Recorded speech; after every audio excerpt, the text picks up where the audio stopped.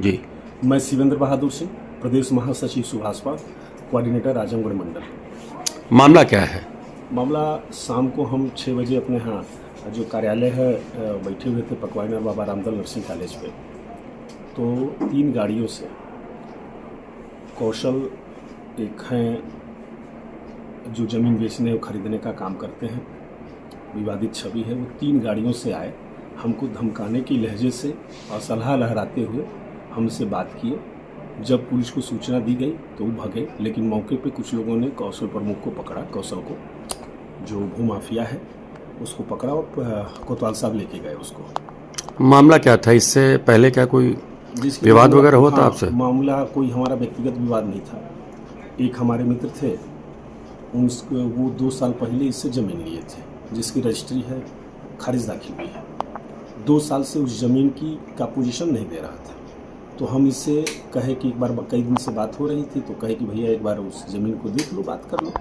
तो हम इसी बात के लहजे से मैं और मेरे साथ एक गाड़ी चला के गए, इसके घर हम लोग पहुँचे और उसी में बात हुई। इसको लगा कि ये हमारे घर आके कैसे बात किए, उसी को धमकी देने के लहजे से ये हमारे घर पे आया था। हमारे तो अकेले आया था कि उसके साथ 15-20 लोग थे, 3 गाड़ियों से आया था। हथियारों से लैस थे? हाँ, हथियारों से लैस था। अच्छा, आने के बाद उन्होंने कुछ कहा आपसे? धमकी दी? क्या कहा? बाद धमकी के लहजे में बात किया और जो हो सकता था वो करने का प्रयास किया। फिर साथ में लोग थे, बीच बड़ा हुआ, तब तक पुलिस आई, उनको उठा के ले गई। इसकी सूचना आपने हम पुलिस को दिया?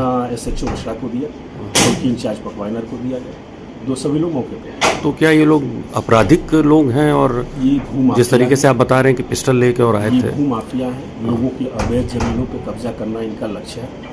ये धमकी से लोगों को प्रताड़ित करके वो अपना काम करने का काम करते हैं। ये पूरी तरीके से हमको धमकाने और मारने के लिए हमारे आवास कार्यालय पे आए थे। मतलब पिस्टल, हथियार वगैरह लेके एक तरीके से हत्या के पर्पज से ही? हाँ, हथियार लेके आए थे। बाकी आप उत्तर प्रदेश शासन के मंत्री की पार्टी में हैं, उनसे भी आपने वार्ता हुई ओम प्रकाश जी से? जी, उच्च नेताओं को सूचना है, इस बात पहुंच रही होगी, जहाँ तक है सभी लोग जान गए हैं। FIR के लिए आपने कॉपी दे दिया था? हाँ, FIR के लिए हम तहरीर दे दिया है। कितने लोगों का नाम है उसमें? उसमें हम व्यक्तिगत तौर पे उसका कौशल जो है, जो जमीन का काम करता है, उसको जानते हैं। शेष उसके साथ आए हैं, उसको हमको कोई पहचान नहीं, लेकिन उनका सब कुछ लोग बता रहे थे कि ये फला लोग हैं। अच्छा, है कहाँ का वो रहने वाला? ये कौशल 12 चौर का रहने वाला है और वहाँ का 421 है। इसको 420 के अलावा कोई काम नहीं आता है, समाज में इसकी सभी काफ़ी है। आप इसका उदाहरण देखिए, हम जैसे लोगों, जिस पर हमारे करीबी लोग हैं, उनसे ही 2 साल ज़मीन का पैसा लेके रजिस्ट्री करके उनको ज़मीन नहीं दे रहा था।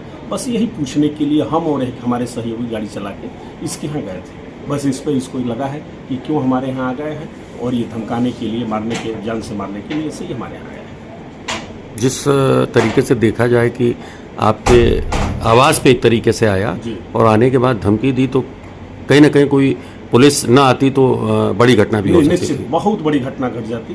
पुलिस मौके पे नहीं आती तो बड़ी घटना घटती। ये कानून व्यवस्था के लिए चुनौती है।